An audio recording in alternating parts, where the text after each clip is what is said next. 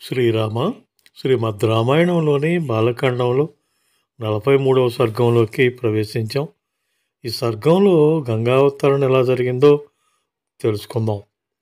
దేవదేవే గతే తస్మిన్ సోంగుష్టాగ్రని పీడితాం కృత్వా వసుమతీం రామ సంవత్సరముపాసత ఊర్ధ్వబాహుర్నిరాళంబో వాయుభక్షో నిరాశ్రయః అచలః స్థాణువత్తు స్థిత్వా రాత్రిం దివమరిందమా.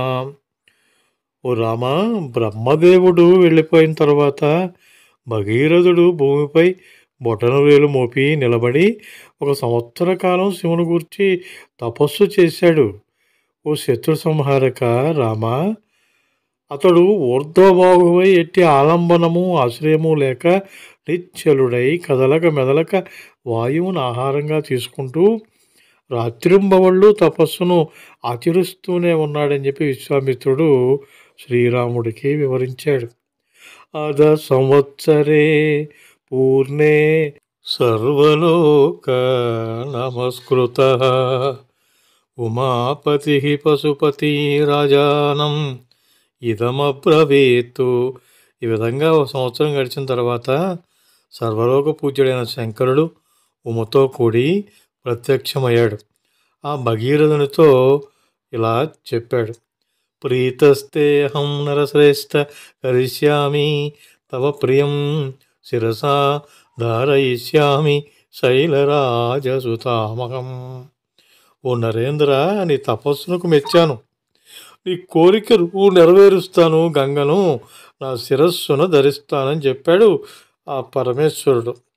తతో హైమవతీ జ్యేష్ఠ సర్వలోక నమస్కృత తదా సాతి మహద్రూపం కృత్వా వేగం చ దుస్సహం ఆకాశాదపతత్రమా శివే శివశిరస్యుత.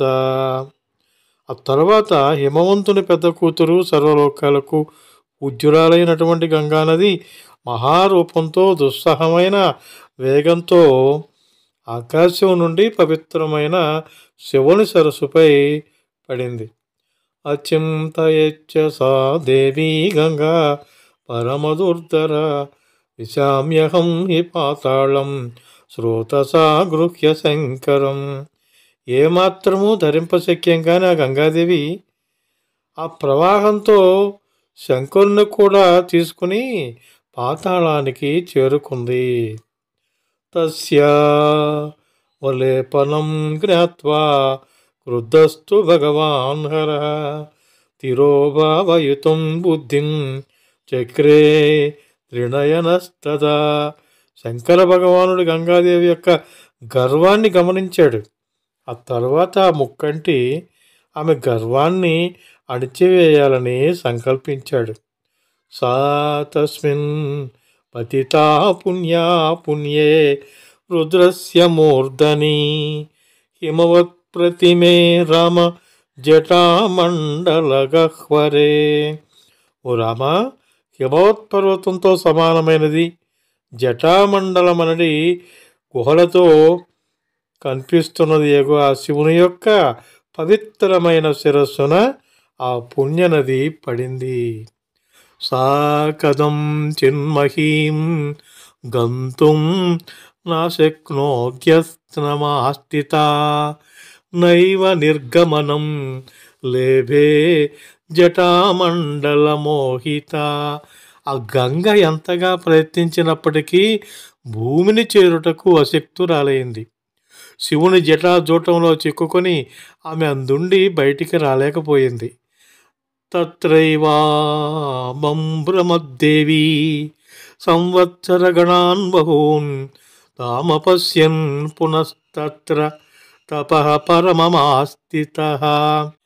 అంతటి గంగానది చాలా సంవత్సరాల పాటు శివుని జడలయందే తిరుగుతూ ఉంది. అప్పుడు భగీరథుడు గంగ ఉనికిని కనుగొనలేక మరలా పరమశివుని గూర్చి తపస్సు చేయటం ప్రారంభించాడు.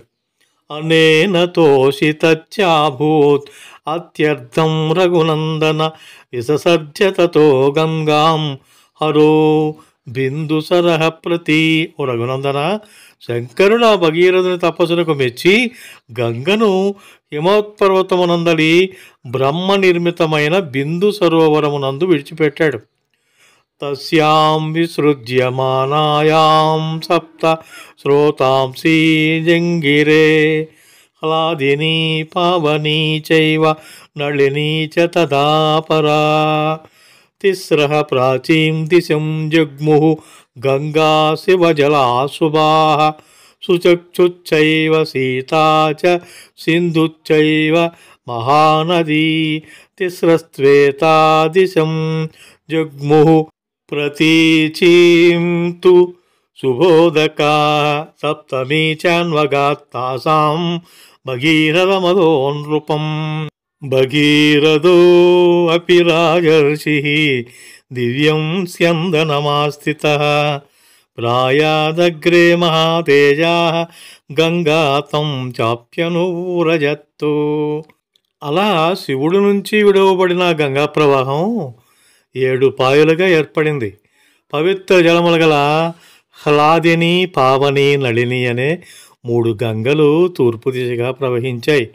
సుచక్షువు, శ్వేత, సింధువు అనే 3 మహానదులను అంటే 3 గంగలను మంగళప్రదములైన జలములతో పశ్చిమ దిశగా ప్రవహించాయి. ఆ గంగా ప్రవాహములలో 7వది భగీరథ మహారాజుని అనుసరించింది.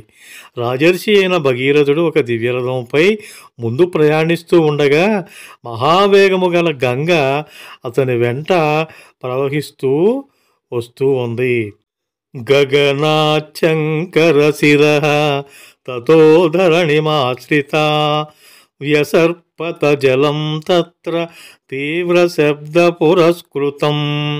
ఆ గంగా జలములు ఆకాశం నుండి శంకరుని శిరస్సును, అక్కడి నుండి భూమిని చేరినప్పుడు మహాధ్వనులతో మిక్కిలి వేగంగా ప్రవహించెను.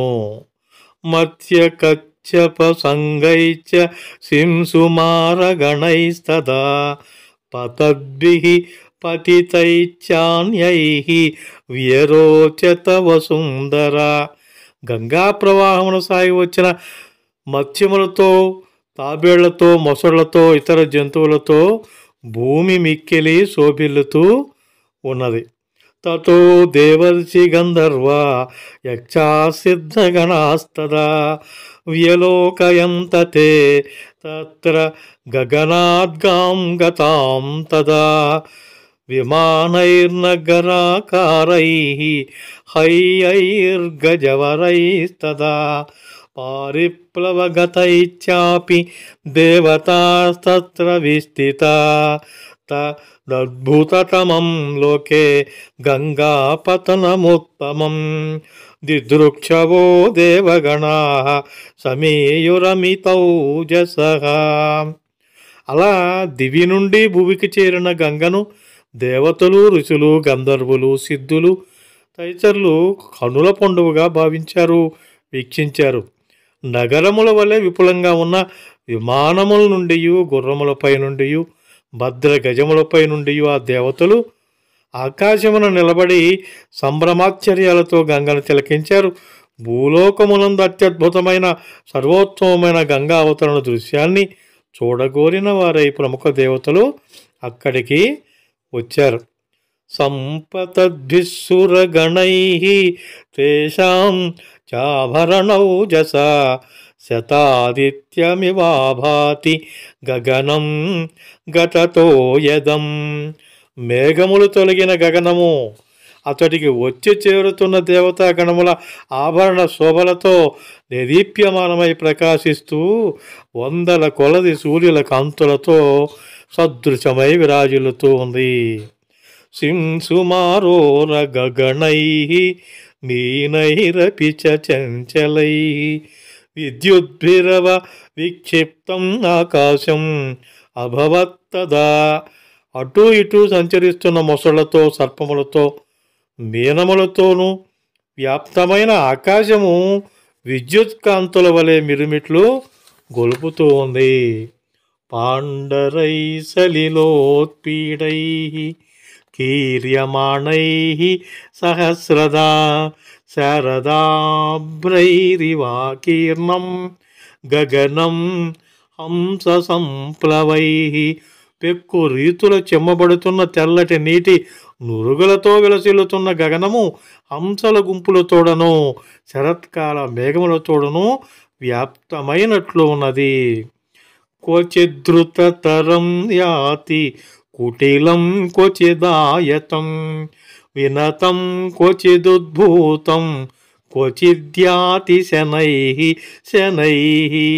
ఆ గంగావాహిని కొన్ని ప్రదేశములందు అతి వేగంగాను, కొన్ని చోట్ల వంకరగాను, మరికొన్ని చోట్ల విశాలంగాను, వేరొక చోట పల్లములకు దూకుతూ త్రుళ్ళిపడుతూ ప్రశాంత గంభీరముగాను సాగిపోతూ ఉన్నది.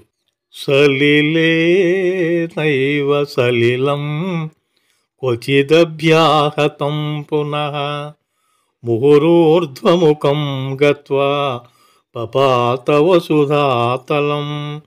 గాలి తాకిడికి తరంగాలు మాటిమాటికి ఎగిరిపడుతూ నీరు కొట్టుకుంటూ నేలపై పడుతూ ఉన్నది. తచ్చంకర శిరోభ్రష్టం భ్రష్టం భూమితలే పునః వ్యరోచత తదాతోయం నిర్మలం గత కల్మషం. శంకరుని శిరస్సు నుండి జాలువారి భూమిపై దూకుతూ ఉన్న నీరు మురికి తొలగి నిర్మలంగా ప్రకాశిస్తూ ఉన్నది. తత్ర దేవర్షి గంధర్వ వసుధాతలవాసినః భవాంగపతితం తోయం పవిత్రమితి పస్పృశుః. దేవతలు, ఋషులు, గంధర్వులు, భూలోకవాసులు ఈ జలము శివుని శిరస్సు నుండి పడినది కనుక అతి పవిత్రమైనది అని భావిస్తూ ఆ జలములను ఆధారంతో తమ శిరములపై చల్లుకుంటూ ఆచమనం చేస్తూ ఉన్నారు. శాపాత్ ప్రపితాయే చ గగనాద్వసుధాతలం కృత్వా తత్రాభిషేకం తే బభూర్గత కల్మషాః ధూతపాపాః పునస్తేన తోయేనాథ శుభాస్వత పునరాకాశమావిశ్య స్వాన్ లోకాన్ ప్రతిపేదిరే. శాపోపహతులై దివి నుండి భువికి చేరిన వారు కూడా ఈ గంగలో మునిగి పాపరహితులయ్యారు. పవిత్రములైన గంగా జలముల స్పర్శచే వారు పునీతులై మరలా ఆకాశ మార్గమున తమ తమ లోకాలకు చేరుకున్నారు. ముముదే ముదితో లోకః తేన తోయేన భాస్వత కృతాభిషేకో గంగాయాం బభూవ విగతక్లమః. పవిత్ర గంగానదీ జలముల్లో స్నానమునర్చుటచే అలసటలు తొలగి జనులు ఎక్కువగా సంతోషించారు. భగీరథో అపి రాజర్షిః దివ్యం స్యందనమాస్థితః ప్రాయాదగ్రే మహాతేజాః తం గంగా పృష్ఠతో అన్వగాత్తు. మహాతేజస్వియు రాజర్షియు అయిన భగీరథుడు దివ్య రథాన్ని అధిరోహించి ముందుకు సాగిపోతూ ఉండగా గంగానది ఆయన్ని అనుసరించింది. దేవా సర్షిగణా సర్వే దైత్యదానవ రాక్షసాః గంధర్వయక్ష ప్రవరాః సకిన్నర మహోరగాః సర్వాచ్చాప్సరసో రామ భగీరథరథానుగాం గంగామన్వగమన్ ప్రీతాః సర్వే జలచరాక్షయే యతో భగీరథో రాజా తతో గంగా యశస్విని జగామ సరితాం శ్రేష్ఠ సర్వపాప వినాశిని. దేవతలు, ఋషులు, దైత్యులు, దానవులు, రాక్షసులు, గంధర్వులు, యక్షులు, కిన్నెరలు, మహానాగులు, అప్సరసులు అందరూ కూడా అదేవిధంగా జలచరములన్నీ భగీరథుని రథమును వెన్నంటి ప్రవహిస్తున్న గంగానదిని మిక్కిలి ఆనందంతో వెంబడించటం జరిగింది. సర్వపాపహారిణి అని, నదుల్లో శ్రేష్టైనయు వాసికెక్కిన గంగ భగీరథ మహారాజు వెళ్ళిన చోటకెళ్ళను తాను కూడా ప్రవహిస్తూ ఉంది. తతో హి యజమానస్య జహ్నో రద్భుతకర్మణః గంగా సంప్లావయామాస యజ్ఞవాటం మహాత్మనః. అసాధారణ కార్యాలను నిర్వహించటంలో సమర్థుడు మహాత్ముడైన జహ్ను మహర్షి క్రతువును ఆచరించుచుండగా గంగానది ఆయన యజ్ఞవాటికను ముంచివేసింది. తస్యావలేపనం జ్ఞాత్వా క్రుద్ధో యజ్వాతు రాఘవ అపిబత్స్య జలం సర్వం గంగాయా పరమాద్భుతం. ఓ రాఘవ, జహ్ను మహర్షి గంగ యొక్క అహంకారపూరిత చర్యకు మిక్కిలి కోపిష్ఠుడయ్యాడు.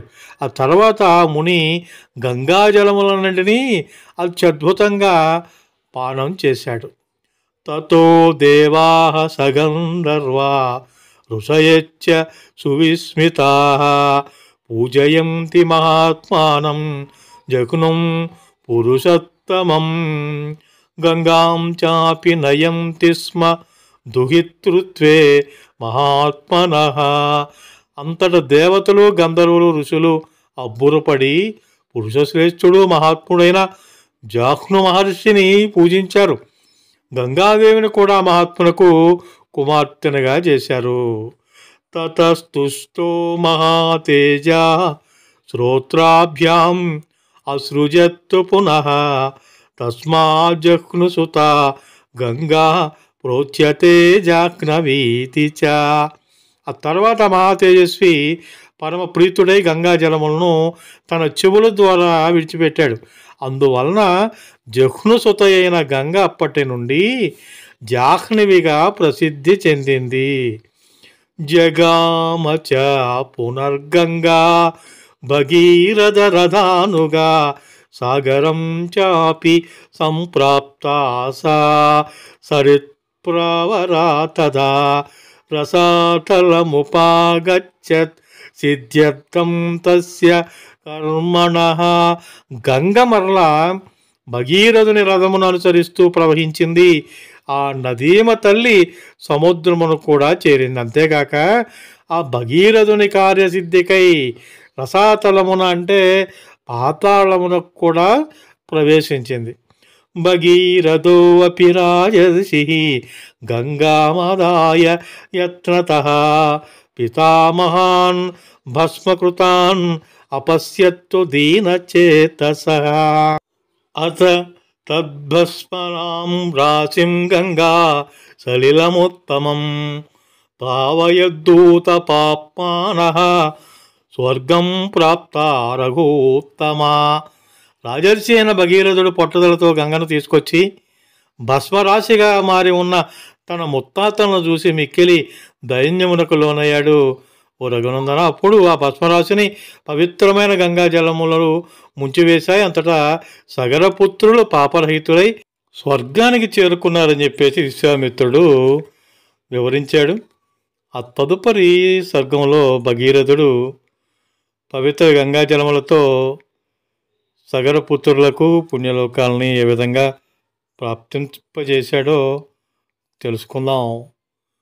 మీకు ఈ వీడియో నచ్చితే లైక్ చేయండి, షేర్ చేయండి, కామెంట్ చేయండి. హోమగంధి క్రియేషన్స్ యూట్యూబ్ ఛానల్ ఇంకా మీరు సబ్స్క్రైబ్ చేసుకోకుండా ఉంటే సబ్స్క్రైబ్ చేసుకోండి. మీకు తెలిసిన వారితో కూడా సబ్స్క్రైబ్ చేయించండి. మరిన్ని వీడియోల నోటిఫికేషన్ ముందుగా మీకు రావాలంటే పక్కనే ఉన్న బెల్ ఐకాన్ ప్రెస్ చేసుకోండి. ఆల్ ఆప్షన్ని యాక్టివేట్ చేసుకోండి. జై శ్రీరామ.